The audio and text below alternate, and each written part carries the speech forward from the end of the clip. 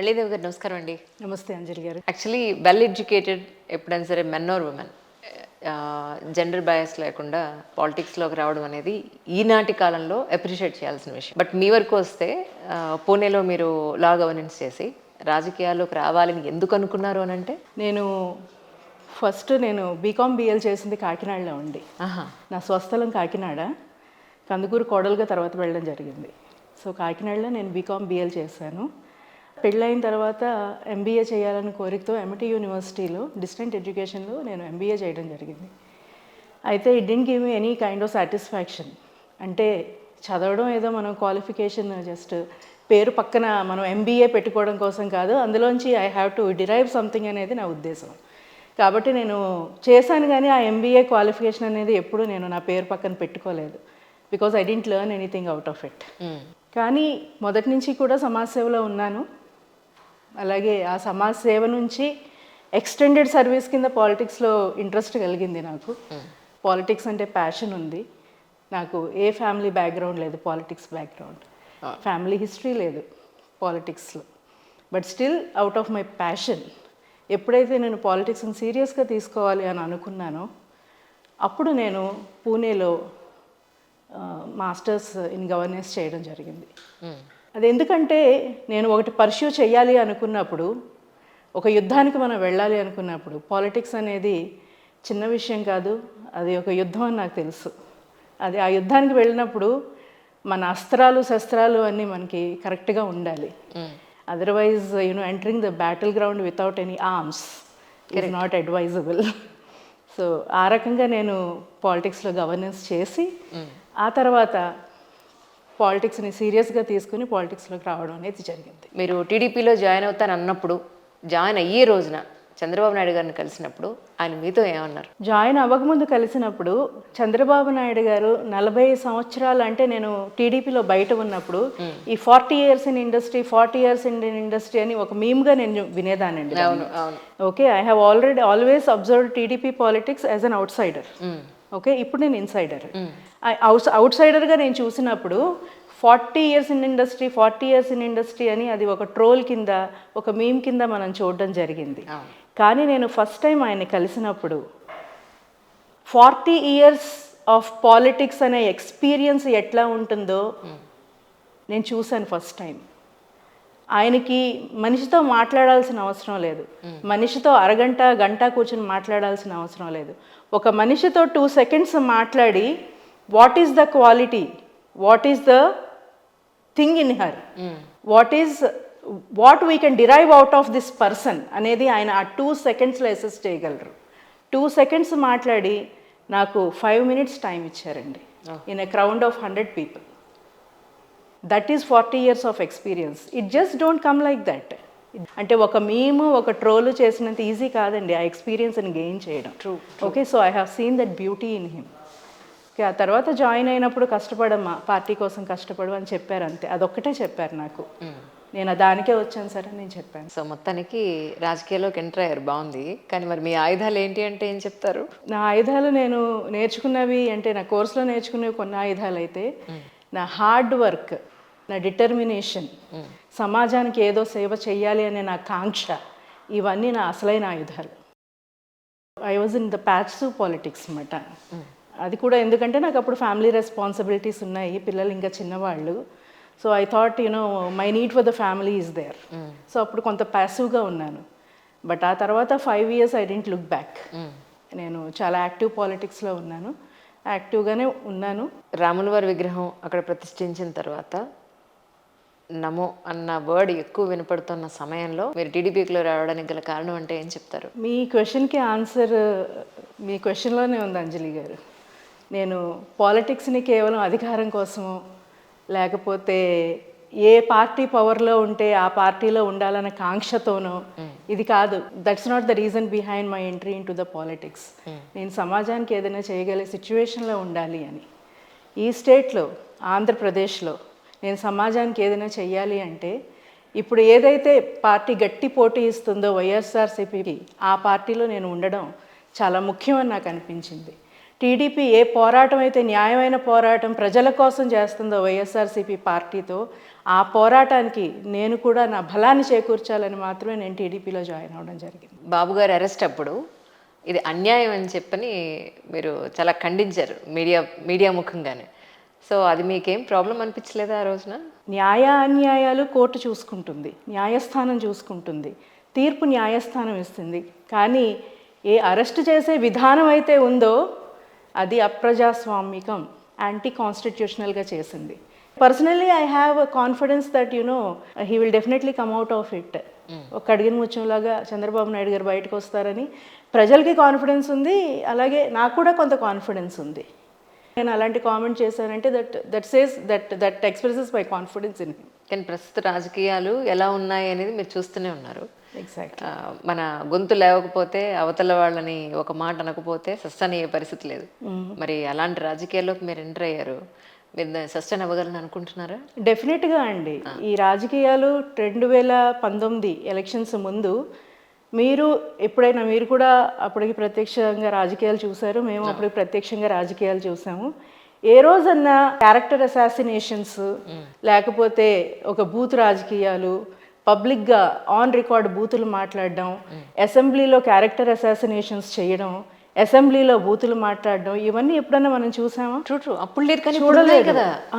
So ఈ trend ఎప్పుడు start అయింది? ఈ వైఎస్ఆర్సీపీ ప్రభుత్వంతోనే ఈ ట్రెండ్ స్టార్ట్ అయింది. Because they are not confident about their own governance. వాళ్ళ ఇన్సెక్యూరిటీస్ ఉన్నాయి. ఆ ఇన్సెక్యూరిటీస్ని ఎట్లా బయట పెడతారు? ఎదుటి వాళ్ళ మీద అభాండాలు వేసి భయపడతారు. ఎదుటి వారిని ఆడవాళ్ళు అయితే క్యారెక్టర్ అసాసినేషన్స్ చేసి భయపెడతారు, బూతులు మాట్లాడి భయపెడతారు. సోషల్ మీడియాలో ఎవరు క్వశ్చన్ చేసినా వాళ్ళని హెరాస్ చేసి భయపెట్టారు. కానీ ఎన్ని రోజులు భయపడతారు జనానికి 5 సంవత్సరాలకు ఒకసారి చేతికి ఒక వజ్రాయుధం వస్తుంది. ఆ వజ్రాయుధంతో వాళ్ళు సమాధానం చెప్పగలరు. ఇప్పుడు తెలంగాణలో రేవంత్ రెడ్డి గారి కొత్త గవర్నమెంట్, కాంగ్రెస్ గవర్నమెంట్ మీద మీకేమనిపిస్తుంది? యాక్చువల్లీ కాంగ్రెస్ గవర్నమెంట్ గురించి కన్నా ముందు నేను I'm expressing my happiness that the beauty of democracy is exhibited. ఇప్పుడు పాలిటిక్స్ లేకపోతే మనకి రాజకీయాలు, ఎలక్షన్స్ అంటే it is always favourable to the incumbent party అనేది ఒక నోషన్ అయిపోయింది. But it's not like that. People ఒకసారి డిసైడ్ అయ్యారంటే, మేము మార్పు కావాలి అని మాకు డిసైడ్ అయ్యారంటే, జనం అగేన్స్ట్ ఆల్ ఆడ్స్ వాళ్ళు they will try and take the democracy to that level that they give the decision. Perfect. ఇప్పుడు ప్రస్తుతానికి parliament elections, next AP elections కూడా మనకి తొందరలో ఉన్నాయి.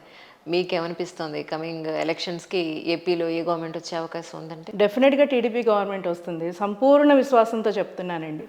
ఎందుకంటే జనం 2019 ఒక్క ఛాన్స్ ఇవ్వండి అంటే ఇచ్చారు. జనం నమ్మారు. సరే ఒక్క ఛాన్స్ ఇస్తే మనకి ఏదో హెవెన్స్ విల్ ఫాల్ డౌన్ అని అనుకున్నారు జనం. ఓకే, డెఫినెట్గా they have given a chance. But ఆ ఛాన్స్ని వైఎస్ఆర్సీపీ ప్రభుత్వం సద్వినియోగపరుచుకుని రాష్ట్రాన్ని ప్రగతి పదంలో నడిపించి, రాష్ట్రాన్ని పురోగమనం వైపు నడిపిస్తే చాలా బాగుండేది. బట్ లేదు, వాళ్ళు కేవలం మాకు అధికారం వచ్చింది కక్షపూరిత చర్యలకి, విధ్వంసాలకి, డబ్బులు సంపాదించుకోవడానికి, వాళ్ళ ఎజెండాలు వాళ్ళు వేరుగా పెట్టుకొని ఆ ఎజెండాతోనే వర్క్ చేశారు. కాబట్టి తేటతెల్లం అయిపోయింది. జనం విసిగెత్తిపోయి ఉన్నారు. జనం ఈ 5 సంవత్సరాల్లో ప్రజలు కానీ టీడీపీ కార్యకర్తలు కానీ పడిన కష్టాలు అన్నీ ఇన్ని కాదు. టీడీపీ కార్యకర్తలు అయితే almost they have gone to the death and they have come back. They have seen the death and they have come back. So ఈసారి చాలా క్లియర్గా ఉంటుంది జనాల ద మ్యాండేట్. చాలా క్లియర్ మ్యాండేట్తో తెలుగుదేశం గవర్నమెంట్ డెఫినెట్గా ఫార్మ్ అవుతుందండి. కానీ 25 సంవత్సరాలుగా కందుకూరులో టీడీపీ వచ్చిన దాఖలాలు లేవు. సో మీరు ఏ ధైర్యంతో అక్కడ మీరు పోటీ చేస్తున్నారు? ఇది సాహసం అని అనుకోవచ్చా? 2 దశాబ్దాలండి. 2 దశాబ్దాలుగా టీడీపీ జెండా ఎగరలేదు కందుకూరులో. మళ్ళీ మీ క్వశ్చన్లోనే ఆన్సర్ ఉంది. ఫస్ట్ నా మీద నాకు కాన్ఫిడెన్స్ ఎక్కువ అండి. ఎందుకంటే I know what I'm into, I know what I'm going to do. నేను ఒకవేళ క్యాండిడేట్ కింద అధిష్టానం నన్ను కానీ సెలెక్ట్ చేస్తే నేను ఏం చేయాలి అనేది నాకు చాలా క్లియర్గా తెలుసు. ఆ క్లారిటీని నేను జనానికి ఇవ్వగలననే కాన్ఫిడెన్స్ నాకు ఉంది. నాకు క్లియర్గా అది తెలుసు కాబట్టి I can give the message very clearly. అయితే నేను ఇప్పుడు టీడీపీ పార్టీలో జాయిన్ అయ్యాను. కానీ గత 3 సంవత్సరాలుగా కూడా కందుకూరు నియోజకవర్గంలో నేను గ్రాస్ రూట్ లెవెల్లో పనిచేస్తున్నారు. గ్రాస్ రూట్లో వర్క్ చేస్తున్నాను. ఎట్ ద సేమ్ టైం ఒక ట్రస్ట్ స్థాపించి ఆ ట్రస్ట్ ద్వారా నేను చాలా విస్తృతంగా సేవా కార్యక్రమాలు చేశాను. అయితే I'm not a new person to the constituency. Of course ప్రజలకు మీరు కొత్త కాదు. ప్రజలకి నేను కొత్త కాదు. ప్రజలకి నేనేంటో తెలుసు, నా సేవా తత్పరత ఏంటో తెలుసు. నేను ప్రజల్లోకి వెళ్ళడానికి నా దగ్గర అన్ని అస్త్రాలు శస్త్రాలు ఉన్నాయని నేను బలంగా నమ్ముతున్నాను. కానీ కందుకూరు నుంచి రామారావు గారు ఇంకా ఎంతోమంది 2-3 గట్టి క్యాండిడేట్స్ ఉన్నారు అని చెప్పని వింటూ ఉన్నాను. ఆశావాహులు బీఫార్మ్ చేతికి వచ్చే వరకు అందరూ ఆశావాహులే. చాలా సీనియర్ నాయకులు ఉన్నారు అక్కడ, చాలా మంది సీనియర్ నాయకులు ఉన్నారు. ఆశావాహులు కూడా చాలా మంది ఉన్నారు. అవును. ఎవరికి ఇప్పుడు అధిష్టానంకి సీటు ఎవరికి ఇవ్వాలి అనే దాని మీద చాలా చాలా క్లియర్ అభిప్రాయాలు ఉంటాయి. So they have their own homework to come to a decision. So వాళ్ళ సర్వేలు కానివ్వండి, లేకపోతే వాళ్ళ ఎంక్వైరీస్ కానివ్వండి, whatever, they have their own ways to decide a person whether she or he is really eligible to be the candidate for Telugu Desam party in that constituency. అలాంటి ఒక డెసిషన్కి వచ్చి ఎవరికి సీట్ ఇచ్చినా కూడా నేను సంపూర్ణంగా మనస్ఫూర్తిగా వాళ్ళకు కూడా సపోర్ట్ చేస్తాను. ట్రూ. యాక్చువల్లీ ఏంటంటే ప్రజల పక్షాన ఆలోచిస్తే ఏ పార్టీ వచ్చినా ఏ వ్యక్తి వచ్చినా మా సమస్యలు తీరాయా లేదా అనేది ఆలోచిస్తారు ప్రజలు. ఎగ్జాక్ట్లీ. సో ఇప్పుడు మీరు గుర్తించిన ఎన్ని రోజులుగా గ్రాస్ రూట్ లెవెల్లో వర్క్ చేస్తున్నారు, ఎన్నో సేవా కార్యక్రమాలు చేస్తున్నారు మీరు. సో అక్కడ కందుకూరులో ఉన్న సమస్యలు ఏంటి అని అంటే ఏం చెప్తారు? కందుకూరు విషయానికి వస్తే ప్రకాశం జిల్లా ఆంధ్ర రాష్ట్రంలో కొంత వెనుకబడి ప్రాంతం. ఆ వెనుకబడిన ప్రాంతంలో కందుకూరు ఇంకొంత వెనుకబడిన ప్రాంతం. అయితే దానికి వివిధ కారణాలు ఉన్నాయి. అక్కడ వర్షాభావ పరిస్థితులు ఉంటాయి. అగ్రికల్చర్ బేసిక్గా వర్షం మీద డిపెండ్ అయి ఉంటుంది. వర్షాధారిత పంటలు ఉంటాయి. ఒకవేళ బోర్ వేసినా కూడా అక్కడ నీళ్లు రాని పరిస్థితి. నీళ్లు వచ్చినా కూడా వెరీ ఎక్స్ట్రీమ్లీ హార్డ్ వాటర్. ఆ హార్డ్ వాటర్ ఎంత హార్డ్ అంటే కొన్ని రకాల పంటలు కూడా పనిచేయదు, అంత హార్డ్ వాటర్ ఉంటుంది. సో ఇలాంటి పరిస్థితుల్లో వ్యవసాయం ఉన్న సీజన్లో అయితే కొంత వ్యవసాయం ఆడవాళ్ళు పూర్తిగా మేనేజ్ చేస్తూ ఉంటారండి వ్యవసాయాన్ని. మొత్తం అక్కడ ఆడవాళ్ళు రోజుకి 16 గంటలు కష్టపడతారు అనడంలో అతిశయోక్తి లేదు. పొద్దున్న నిద్ర లేచి ఇంటి పని అంతా చేసుకొని ఈవెన్ క్యాటిల్ని అంటే బరిగొడ్లను కూడా వాళ్ళు తోలుకుని వెళ్ళి రోజంతా పొలంలో పనిచేసి సాయంత్రం ఇంటికి వచ్చి మళ్ళీ ఇల్లు చక్కదిద్దుకుంటారు. ఆడవాళ్ళు 16 గంటలు పనిచేస్తారండి అక్కడ. కానీ వ్యవసాయం ఉన్న సీజన్లో. కానీ లేని సీజన్లో ఏ పరిస్థితి ఏంటి? There is no employment. ఉపాధి లేదు అక్కడ. విద్య, వైద్యం, ఉపాధి, పారిశుద్ధ్యం ఇవి ఎప్పుడూ కూడా ఒక సొసైటీని ముందుకు తీసుకెళ్తాయండి. వాటి లేమి ఎక్కడైతే ఉంటుందో అక్కడ మనకి ప్రోగ్రెస్ అంటూ ఉండదు, డెవలప్మెంట్ ఉండదు. అయితే ఈ అన్నిట్లో కూడా కందుకూరు వెనకబడి ఉంది. ఎంతమందో ముఖ్య నాయకులు అక్కడ ఉన్నారు. వేరే పార్టీలు మహిదర్ రెడ్డి గారు చాలా కాలం ఉన్నారు అక్కడ. అవును, ఒక ఇండస్ట్రీ కూడా పెట్టలేదు ఆయన వచ్చిన తర్వాత కూడా విన్నానండి. లాస్ట్ టైం చంద్రబాబు నాయుడు గారు పైప్ లైన్లో రెండు ప్రాజెక్ట్స్ తీసుకొచ్చారండి తెలుగుదేశం గవర్నమెంట్ ఉన్నప్పుడు. ఒకటి పల్ప్ ఇండస్ట్రీ. అక్కడ పల్ప్ ఇండస్ట్రీ ఎక్కువ స్కోప్ ఉంటుంది, ఎందుకంటే యూక్లిప్టస్ ఎక్కువగా పెంచుతారు అక్కడ. కాబట్టి పల్ప్ ఇండస్ట్రీకి ఎక్కువ స్కోప్ ఉంటుంది. అట్లాగే పల్సస్ ఇండస్ట్రీకి ఎక్కువ స్కోప్ ఉంటుంది. ఆ తర్వాత మహిళలు పనిచేయడానికి ఒక గార్మెంట్ ఇండస్ట్రీ అక్కడ పెట్టొచ్చు యాక్చువల్లీ. ఓకే, సో ఈ పల్ప్ ఇండస్ట్రీ పైప్ లైన్లో ఉంది. దానికి శంకుస్థాపన కూడా చేశారు. పేపర్ మిల్ శంకుస్థాపన కూడా చేశారు చంద్రబాబు నాయుడు గారు. But it's still in the pipe line. అలాగే రామాయపట్నం పోర్ట్ ప్రాజెక్ట్, ఒక పోర్ట్కి కృష్ణపట్నానికి రామాయపట్నానికి 125 కిలోమీటర్స్ డిస్టెన్స్. అంటే ఒక పోర్ట్కి మినిమం 125 కిలోమీటర్స్ డిస్టెన్స్ ఉండాలనే రూల్ ఉంది. బట్ దాన్ని కొంచెం సడలించి యూనియన్ గవర్నమెంట్తో మాట్లాడి రామాయపట్నం పోర్టుని తీసుకొచ్చారు చంద్రబాబు నాయుడు గారు. బట్ ఎక్కడ వేసిన గొంగళి అక్కడే ఉంది. ఇప్పటికీ అందులో ఇంప్రూవ్మెంట్ లేదు, డెవలప్మెంట్ లేదు, కంప్లీట్ అవ్వలేదు. ఇవన్నీ వచ్చినాయి అనుకోండి, definitely it will create employment to the people. Exactly. Actually పోర్టును డెవలప్ చేస్తే ఎంతమందికి ఎంప్లాయ్మెంట్ దొరుకుతుంది చెప్పండి. పల్ప్ ఇండస్ట్రీ ఎందుకు అక్కడ శంకుస్థాపనతో ఆగిపోయిందంటే అక్కడ భూమి ఏదైతే అక్వైర్ చేస్తున్నారో ఆ భూమిలో పొలిటికల్ లీడర్స్ భూములు కూడా వెళ్ళిపోతాయని బాధ. సెల్ఫ్ ఎజెండాతో పబ్లిక్ ఎజెండా ఎప్పుడు పెట్టుకోలేం కదండి. So this is the reason why Kandukur is not developing. ఇవన్నీ ఒకటైతే కనీస మౌలిక సదుపాయాలు కూడా అండర్ గ్రౌండ్ డ్రైనేజ్ లేదు, దోమల సమస్య, పారిశుద్ధ్యం లేదు. సో అయితే రేపు మీకు టికెట్ వచ్చి మీరు పోటీ చేసి మీరు విన్ అయితే ప్రజలకు మీరు ఏం చేయాలనే ఒక స్ట్రాటజీతో ముందుకు అడుగు వేస్తారు అంటే ఏం చెప్తారు? ప్రస్తుతం నేను చెప్పినవన్నీ బ్లూ ప్రింట్లో ఉంటాయండి, డెఫినెట్గా ఉంటాయి. Okay, but the first thing what we have to do is establish a industrial park over there. ఎందుకంటే ప్రకాశం జిల్లాలో ల్యాండ్ బ్యాంక్ చాలా ఉంటుంది, ఈవెన్ కందుకూరు పరిసర ప్రాంతాల్లో ల్యాండ్ బ్యాంక్ విపరీతంగా ఉంటుంది. సో ఒక ఇండస్ట్రియల్ పార్క్ కనుక మనం ఎస్టాబ్లిష్ చేయగలిగితే, పార్క్ కనుక ఒక పర్మిషన్ తెచ్చుకోగలిగితే, we can attract many industries.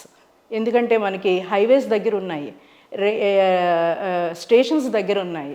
Okay, we have very good infrastructure in and around. So on all this bases we can definitely propose the industrial park over there. ముందు employment create చేయాలండి. మనుషులు, జనం వలస వెళ్ళిపోకుండా చూడాలి మనం. ఎన్ని కారణాలతో వలస వెళ్ళిపోతారు, ఉపాధి లేక వలస వెళ్ళిపోతున్నారు, అక్కడ విద్య లేక వలస వెళ్ళిపోతున్నారు. పిల్లల్ని మంచిగా చదివించుకోవాలంటే పక్కకి ఏ ఒంగోలో లేకపోతే నెల్లూరో లేకపోతే హైదరాబాద్ వలస వెళ్ళిపోవాల్సిన పరిస్థితి. కానీ కందుకూరుని మరి ప్రకాశంలో కలుపుతారా అంటే? టీడీపీ గవర్నమెంట్ వస్తే డెఫినెట్గా అది జరుగుతుంది అని లోకేష్ బాబు గారు పాదయాత్రకు వచ్చినప్పుడు అక్కడ వాగ్దానం చేశారు.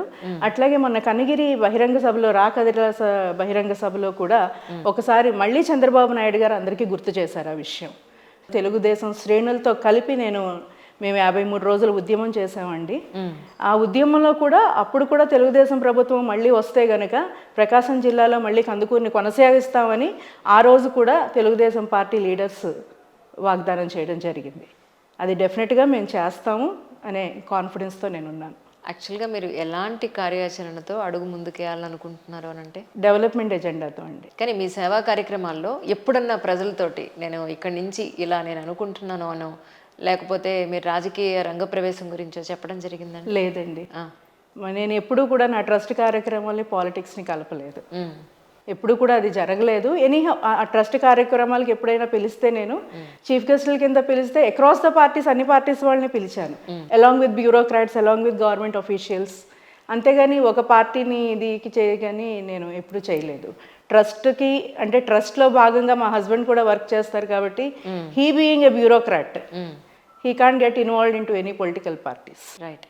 అంటే ఇప్పుడు కొన్ని కాన్స్టిట్యున్సీస్ ఎస్సీ ఎస్టీ కాన్స్టిట్యున్సీస్ ఎలా ఉన్నాయో, మహిళా రిజర్వేషన్కి సంబంధించి కూడా కొన్ని ఉన్నాయి యాక్చువల్గా. సో అలా ఏమన్నా మీకు ఒక ప్లస్ అయ్యే అవకాశం ఉందా మీ ఉద్దేశ ప్రకారం? కందుకూరు వచ్చేసి ఓసీ రిజర్వ్డ్ కానీ మహిళా రిజర్వ్డ్ కాదండి. ఓకే, అయితే ఉమ్మడి ప్రకాశం జిల్లాలో నేను కేవలం ఉన్న ఒకే ఒక మహిళా క్యాండిడేట్ని కాబట్టి, నేను సీట్ కోసం ప్రయత్నిస్తున్నాను కాబట్టి, లేకపోతే ఆశావహరాలను కాబట్టి, నా స్ట్రెంగ్స్ నాకు ఉన్నాయి. I know how I'm different from others. Okay, so ఇవన్నీ పరిగణలోకి తీసుకుని డెఫినెట్గా పార్టీ నాకు అవకాశం ఇస్తుందని బలంగా నమ్ముతున్నాను. అంటే చీప్ లిక్కర్ పాయింట్ ఆఫ్ వ్యూలో కూడా మీరు కొంత వర్క్ చేశారు ఇంతకు ముందు అని చెప్పాను విన్నానండి, is it right? Cheap liquor గురించి చెప్పాలంటే, వైసీపీ ప్రభుత్వం ఆంధ్ర రాష్ట్రం మహిళల ఓట్లు గుంజుకోవడం కోసం ఈ మద్యపాన నిషేధం అనే దాన్ని ఎరగా చూపించి ఆల్మోస్ట్ మన ఓట్ షేర్లో 50% ఉన్న మహిళా ఓటర్స్ని మోసం చేసి ఓట్లు వేయించుకుని, ఆ తర్వాత మద్య నిషేధం దశలవారీగా చేస్తామని చెప్పి, ఆ దశలవారీగా చేసే పద్ధతిలో మొదటి దాన్ని రేట్లు పెంచుతామని చెప్పి, ఆ తర్వాత అసలు మంచి బ్రాండ్లు ఏవైతే ఉన్నాయో, మార్కెట్లో ఏవైతే ఎస్టాబ్లిష్ అయిన బ్రాండ్లు ఉన్నాయో ఆ బ్రాండ్లను పక్కకు తోసేసి సొంత బ్రాండ్లను తీసుకొచ్చి తాగే వాళ్ళ ప్రాణాలతో ఆడుకున్నారు. అట్లాగే ఒక చేతి నుంచి వాళ్ళకి పథకాలు ఇస్తూ ఇంకో చేతి నుంచి అదే పథకాల అమౌంట్ని ఈ మద్యం ద్వారా వెనక్కి తీసుకున్నారు. ఇంతకన్నా అన్యాయం ఏమన్నా ఉంటుందా ఒక మహిళా లోకానికి? కాబట్టి ఈ మహిళా లోకం అనేది కళ్ళు తెరిచింది అని మేము బలంగా భావిస్తున్నాము. ఈసారి వైఎస్ఆర్సీపీ ప్రభుత్వానికి మాత్రం బలంగా బుద్ధి చెప్తారు మహిళలు. కానీ ఏపీలో దొరికే లిక్కర్ బ్రాండ్స్ గురించి చాలా మీమ్స్ వచ్చాయి, ప్రెసిడెంట్ మెడల్స్ అవి బ్రాండ్స్ మీమ్స్ రావడం తర్వాత అండి, ఎవరు చీప్ లిక్కర్ గురించి మాట్లాడినా అసలు వైసీపీ వాళ్ళకి వేసే ఎదురు ప్రశ్నలు ఉన్నాయి చూసారా, అంటే మీకు బ్రాండ్స్ తెలుసా, మీరు తాగుతారా? అవును, అంటే మహిళల మీద ఇంతకన్నా అట్రాసిటీస్ ఉంటాయండి. అంటే అసలు మహిళ అనే పదానికి వాళ్ళకున్న వాల్యూ ఏంటో అక్కడే అర్థమైపోతుంది. ఒక మహిళకి ఆత్మగౌరవం అంటూ లేదు, ఒక మహిళకి ఒక సమాజంలో గౌరవం లేదు అనే విషయాన్ని వైఎస్ఆర్సీపీ ప్రభుత్వం చాలా చూపించింది. ఒక మహిళని ఎంత దిగజార్చి మనం చూపించగలమా అని వాళ్ళు ప్రత్యక్షంగా చూపించారు. దానికోసం మళ్ళీ వాళ్ళ మహిళా ఎమ్మెల్యేలని వాడుకుంటూ. ఉలవపాడు మామిడి పళ్ళకి చాలా ప్రసిద్ధి అండి. కానీ అక్కడ ఆ పంట పండించడానికి కానీ పండిన పంటని వాళ్ళు మార్కెటింగ్ చేసుకోవడానికి కానీ స్టోరేజ్కి కానీ దేనికి ఎలాంటి ఫెసిలిటీస్ లేవని చెప్పని చాలామంది మాట్లాడడం జరుగుతుంది. సో దీని మీద మీ అభిప్రాయం ఏంటి? ఉలవపాడు మామిడి పళ్ళు ప్రపంచ ప్రసిద్ధిగాంచినాయండి. అయితే అక్కడ మామిడి పళ్ళు పెంచే వాళ్ళకి కొంత అవగాహన రాహిత్యం వల్ల వాళ్ళు కొంచెం అంటే latest procedures in growing the mango follow అవ్వట్లేదు. ఇప్పుడు ఒక మ్యాంగో మనకి ఎక్స్పోర్ట్ క్వాలిటీ అవ్వాలంటే ఒక స్పెషల్ ప్రొసీజర్లో వాటిని పెంచడం జరగాలండి. అంటే వాటికి ఈవెన్ కలర్ రావాలంటే, లేకపోతే ఎక్స్పోర్ట్ కలర్ రావాలంటే, ఎక్స్పోర్ట్ క్వాలిటీ రావాలంటే వాళ్ళని ఒక సెపరేట్గా ట్రీట్ చేయడం అనేది జరగాలి. అయితే రైతులకి అవగాహన రాహిత్యం వల్ల ఆ తర్వాత దానికి కొంత ఎక్స్ట్రా ఖర్చు అవుతుంది. అంటే ప్రతి మ్యాంగోకి ఒక బ్యాగ్ కట్టాలండి, అది ఎక్స్పోర్ట్ క్వాలిటీ అవ్వాలంటే. అలాంటి బ్యాగ్ కడితే మ్యాంగోకి మళ్ళీ ₹2 ₹3 ఎక్కువ అవుతుంది. సో ఆ ఎక్స్ట్రా ఇన్వెస్ట్మెంట్ ఏదైతే ఉంటుందో అది పెట్టడానికి వాళ్ళకి అంటే స్తోమత సరిపోక అవి పాటించక చాలా వరకు మ్యాంగో అక్కడ ఎక్స్పోర్ట్ క్వాలిటీకి వెళ్లకుండా ఆగిపోతూ ఉంది. అయితే ఆ అవగాహన మనం ఎప్పుడైతే రైతుల్లో పెంపొందించగలమో వాళ్ళు ఎక్స్పోర్ట్ క్వాలిటీ తీసుకున్నారంటే ఆల్మోస్ట్ డబుల్ ద కాస్ట్ వస్తుంది. అట్లాగే అక్కడ ఫుడ్ ప్రాసెసింగ్ ఇండస్ట్రీ మనం నెలకొల్పగలిగితే అది రైతులకు కూడా చాలా ఉపయోగపడుతుందండి. అందులో భాగంగా ఒక కోల్డ్ స్టోరేజ్, ఆ తర్వాత ఒక pulp industry, mango pulp industry, food ప్రాసెసింగ్లో భాగంగా ఇవన్నీ నిలుపుకెళ్తే డెఫినెట్గా it will fetch the farmers over there. Women in politics అని అంటే ఒకవైపు ఇంట్లో ఉన్న మనుషుల్ని అన్నీ చెక్క పెట్టుకుంటూనే రాజకీయాల్లోకి రావాలి.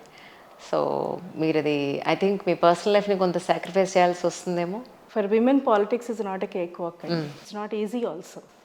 ఈజీ ఎందుకు కాదు అంటున్నానంటే ఒక విమెన్ తను నిరూపించుకోగలగాలి.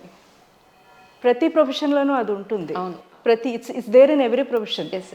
ఓకే, పాలిటిక్స్ ఈజ్ ఆల్సో అంటే ఆ బాటలోనే నడుస్తుంది అన్నమాట.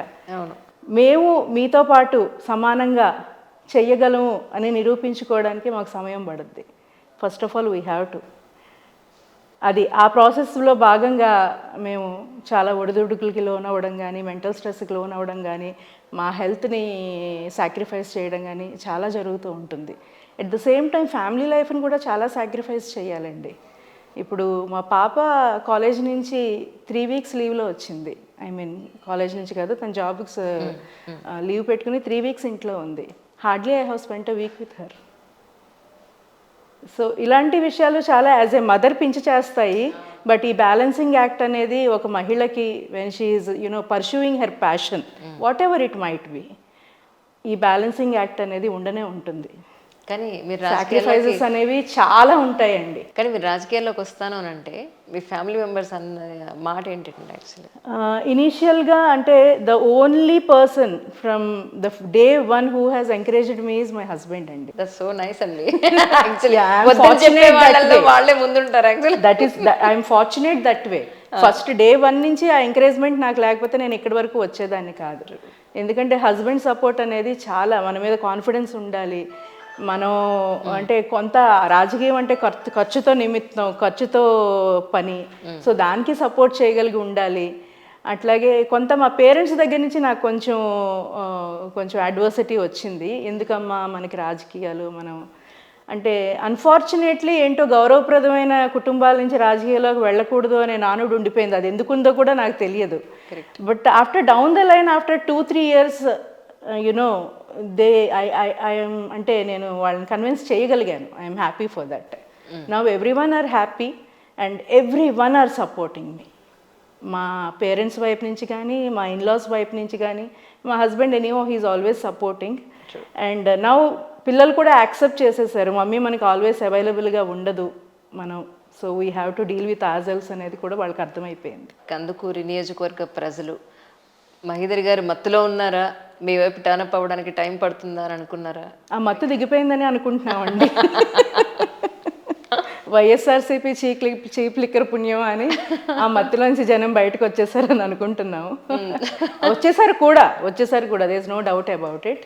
ఎందుకంటే మహీధర్ రెడ్డి గారు సరే మిగతా ముందు 10 years గురించి మనం వదిలేసినా కూడా ఈ 5 yearsలో అంటే 2019 నుంచి ఇప్పటి వరకు కూడా నేను నియోజకవర్గంలో ఒక తట్టమట్టి కూడా వేయలేకపోయాను అనే మాట ఆయన నోటి నుంచే వచ్చింది. ఆ తర్వాత మేము ఈ జిల్లాల రీఆర్గనైజేషన్ ఆఫ్ డిస్ట్రిక్ట్స్ అప్పుడు 53 రోజులు మేము సమ్మె చేసి 53 రోజులు మేము దీక్ష చేసినప్పుడు ఒక్క రోజు కూడా ఆయనకి జగన్మోహన్ రెడ్డి గారు అపాయింట్మెంట్ ఇవ్వలేదు టు టాక్ అబౌట్ కందుకూరు. ఆ తర్వాత అమర నిరాహార దీక్షలో కూర్చున్నప్పుడు సెకండ్ డే థర్డ్ డే ఆయనకి అపాయింట్మెంట్ ఇచ్చారు. అంటే ఆయన అపాయింట్మెంట్ల కోసం కూడా మేము నిరాహార దీక్షలు చేసాం. People are no more into Mahender Reddy గారి మత్తు. Nice sentence you made it actually. Sharmila గారు ఇప్పుడు పార్టీ మారడం, ఇప్పుడు రీసెంట్గా మాట్లాడిన ఒక స్పీచ్లో 130 సీట్లు పైగా మేము గెలుచుకుంటామని మాట్లాడారు. సో ఇవి ఇలాంటి మార్పులు చేర్పులు చూసినప్పుడు ఏపీలో మీకు ఏమనిపిస్తుంది? ఏపీలో ఇప్పుడు ప్రత్యేకమైన సిచ్యువేషన్స్ ఉన్నాయండి. అటు బీజేపీకి దగ్గుబాటి పురంధేశ్వరి గారు సారథ్యం వహిస్తుంటే, ఇటు ఇంకో నేషనల్ పార్టీ అయిన కాంగ్రెస్కి పీసీసీకి షర్మిల గారు సారథ్యం వహించడం అనేది ఒక మహిళగా నేను స్వాగతిస్తున్నాను. అయితే కొంచెం ఆ మాట అనడం ఆవిడ కొంచెం ఓవర్ అంబిషియస్గా అనిపిస్తుంది. ఓకే, అయితే ఎవరి పార్టీ గురించి వాళ్ళు అలాగే చెప్పుకోవాలి కదా. So she is doing justice to her job. అది డబ్బు ఉంది కాబట్టి రాజకీయాలు నేను ఫేస్ చేయగలను అని మీరు అనుకున్నారు కాబట్టి వచ్చారా రాజకీయాల్లోకి? నాకు డబ్బు ఉందని ఎవరు చెప్పారు మేడం మీకు? డబ్బు లేకపోతే రాజకీయాల్లోకి ఎలా వస్తారు చెప్పండి? రాజకీయాలు చేయాలంటే కొంత డబ్బు ఉండాలి, కానీ రాజకీయాల్లోకి రావడానికి డబ్బు అక్కర్లేదు. రాజకీయాల్లో రావడానికి డెఫినెట్గా డబ్బు అక్కర్లేదు. అది నేను సోషల్ సర్వీస్ నుంచి రాజకీయాల్లోకి వచ్చిందాన్ని అండి. అయితే సోషల్ సర్వీస్ చేయడానికి కూడా డబ్బు అక్కర్లేదు. అయినా చాలా ధనవంతులు అయితేనే చారిటీ చేయగలరు అనేది ఒక రాంగ్ నోషన్ అని నేను చెప్తాను. మనకి ఉన్న దాంట్లోనే మనకి పక్క వాళ్ళకి పెట్టే గుణం ఉంటే మనం సోషల్ సర్వీస్ చేయగలం. కరెక్ట్ 100%. నా దగ్గర 100 రూపాయలు ఉన్నప్పుడు ఈ 50 రూపాయలు, ఇందులో 50 రూపాయలు నాకు నేను ఖర్చు పెట్టుకోవాలా, లేకపోతే ఒక 10 మందికి ఇస్తే వాళ్ళు హ్యాపీగా ఉంటారా అనే దానికి చిన్న ఇది ఉంటుంది అంతే. కమింగ్ ఎలక్షన్స్లో ఇన్ కేస్ మీరు విన్న వాళ్ళని మేము మనస్ఫూర్తిగా కోరుకుంటున్నాం, ఇన్ కేస్ అది జరగకపోతే, అపజయం పాలైతే రాజకీయాల్లో ఉంటారా? నేను అపజయం పాలైతేనా, పార్టీ అపజయం పాలైతేనా? Anything you take it. డెఫినెట్గా టీడీపీ అయితే అపజయం పాలవ్వదండి. డెఫినెట్గా TDP will come out with flying colours. TDP ఈసారి అధికారం చేపడద్ది ఆంధ్ర రాష్ట్రంలో. There is no doubt about it. ఇంకా కందుకూరు నియోజకవర్గంలో 2 దశాబ్దాల చరిత్రని తిరగ రాసి ఈసారి తెలుగుదేశం జెండా పాతాలని గట్టిగా నిర్ణయించుకుని ఉంది క్యాడరు. ప్రతి కార్యకర్త కూడా ఈసారి కమ్ వాట్ ఎవర్ క్యాండిడేట్ ఎవరన్నా కానివ్వండి, తెలుగుదేశం జెండా ఎగిరి తీరాలి అనే కసితో పనిచేస్తున్నారు ప్రతి ఒక్కళ్ళు. కాబట్టి అధిష్టానం ఎవరికి సీట్ ఇచ్చినా కూడా, నాకు సీట్ ఇస్తే నేను ఖచ్చితంగా ఎగరేసి తీరతాను. ఇదే ప్రస్తుతం నా నినాదం కూడా అదే. 2 దశాబ్దాలుగా తెలుగుదేశం ఎగరని జెండా అయిన కందుకూరు కాన్స్టిట్యున్సీలో మనం విజయం సాధించాలనేదే ప్రస్తుతం నా నినాదం. అద్భుతమైన కాన్ఫిడెంట్గా ఉన్నారు మీరు, మామూలుగా లేదు మీ కాన్ఫిడెన్స్. ఏం చూసి మీకు ధైర్యం చెప్పండి? హోంవర్క్ అండి. I have done enough of homework actually. And జనాన్ని చూశాను, జనంలో ఆ అడ్వర్సిటీని చూశాను, వాళ్ళ కళ్ళల్లో ఆ డెస్పరేట్ని చూశాను నేను. ఈ సందర్భంగా కందుకూరు ప్రజలకి మీరు ఏం చెప్పదలుచుకున్నారంటే ఏమంటారు? కందుకూరు ప్రజలకి ఈసారి తెలుగుదేశం ప్రభుత్వాన్ని మీరు ఎంచుకోవాలి. మనకి ప్రత్యామ్నాయం లేదు. ఈ రాష్ట్రం బాగుపడాలన్నా, ఈ రాష్ట్రం మళ్ళీ అభివృద్ధి బాటలో పడాలన్నా, మనకి కనీసం ఒక రాజధాని రావాలన్నా కూడా, అలాగే కందుకూరుకి ఏదైనా కూడా మనం అభివృద్ధి సాధించాలంటే, మనకు ఒక అండర్ గ్రౌండ్ డ్రైనేజ్ కావాలంటే, మనకి ఉపాధి కావాలంటే, మనకి ఉద్యోగాలు కావాలంటే, మనకి అభివృద్ధి కావాలంటే తెలుగుదేశానికి ఓటు వేయాలి, వేసి తీరాలి. తీరితేనే మీ కష్టాలు తీరుతాయి, రాష్ట్రం కష్టాలు తీరుతాయి. నిజంగా మీలాంటి వెల్ ఎడ్యుకేటెడ్ లేడీ, అందులోనూ పూర్తి స్థాయిలో అన్ని చోట్ల మీరు గ్రాస్ రూట్ లెవెల్లో వర్క్ చేసిన వ్యక్తిగా మీకు సీట్ రావాలని, అక్కడ విజయం మీరు సాధించాలని, మళ్ళీ మీరు మాకు ఇంకొక ఇంటర్వ్యూ ఇవ్వాలని మనస్ఫూర్తిగా సిగ్నేచర్ స్టూడియోస్ నుంచి మేము అందరం కోరుకుంటున్నాం. Thank you, madam. Thank you so much. It's a pleasure talking to you. Thank you so much.